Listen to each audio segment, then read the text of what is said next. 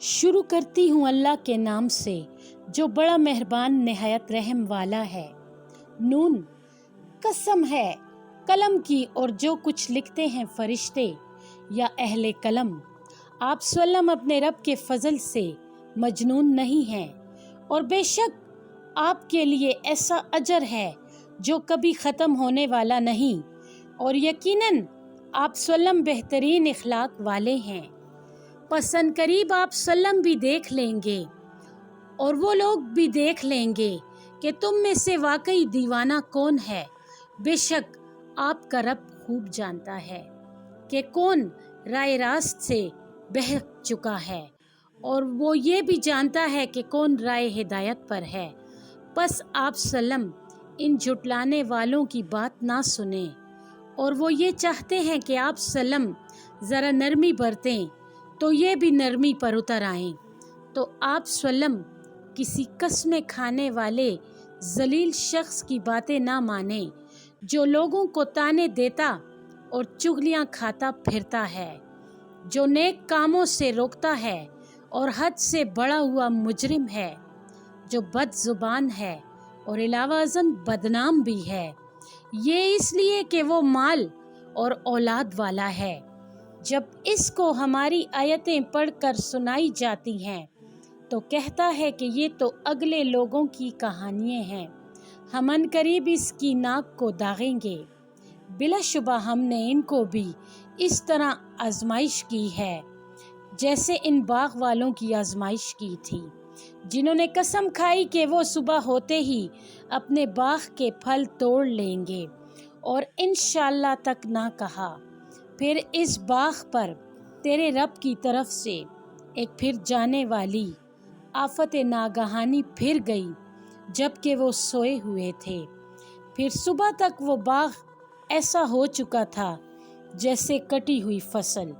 صبح کے ہوتے ہی انہوں نے ایک دوسرے کو آواز دی کہ بھائیو، اگر تم کو پھل توڑنا ہے تو اپنے کھیت پر سویرے ہی سویرے چلے چلو۔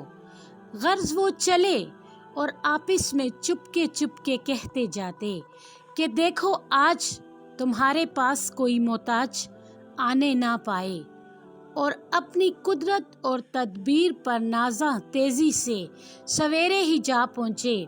پھر جب اس تباہ شدہ باغ کو دیکھا تو کہنے لگے کہ غالباً ہم راہ بھول گئے ہیں، نہیں بلکہ ہماری قسمت پھوٹ گئی۔ ان میں سے جو اعتدال پسند تھا بولا، میں نے تم سے نہ کہا تھا کہ اللہ کی پاکی کیوں بیان نہیں کرتے؟ پھر بولے، پاک ہے ہمارا رب، بے شک ہم ہی خطا کار تھے۔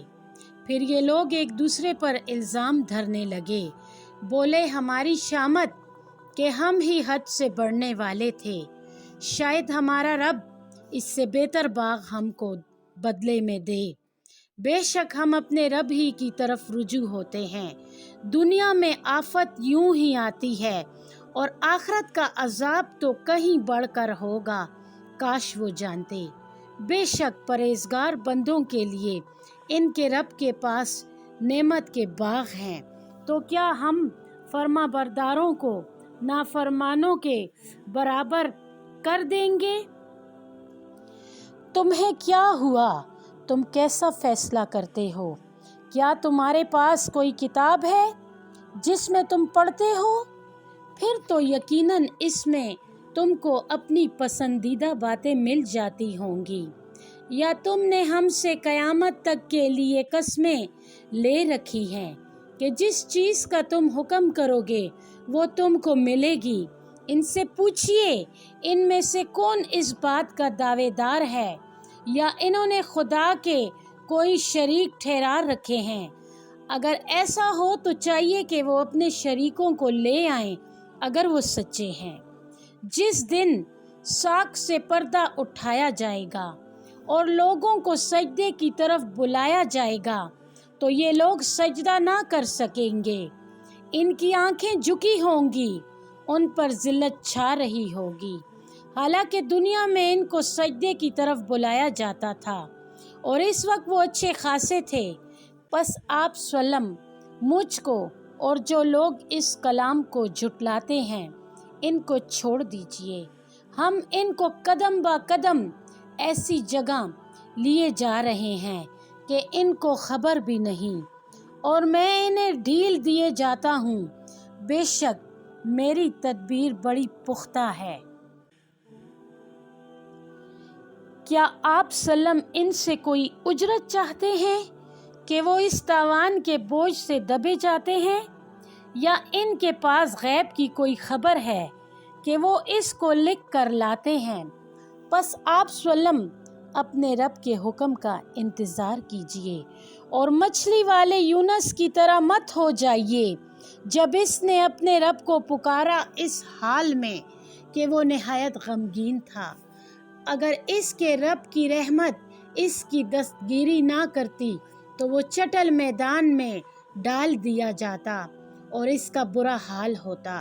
پھر اس کو اس کے رب نے نوازا اور اس کو نیک بندوں میں رکھا، اور وہ لوگ جو کافر ہیں جب قرآن کو سنتے ہیں تو یوں معلوم ہوتا ہے کہ وہ آپ کو اپنی بری نگاہوں کے ذریعے پھسلا کر گرا دیں، اور وہ کہتے ہیں کہ یہ تو دیوانہ ہے، حالانکہ یہ قرآن تو تمام جہانوں کے لیے نصیحت ہے۔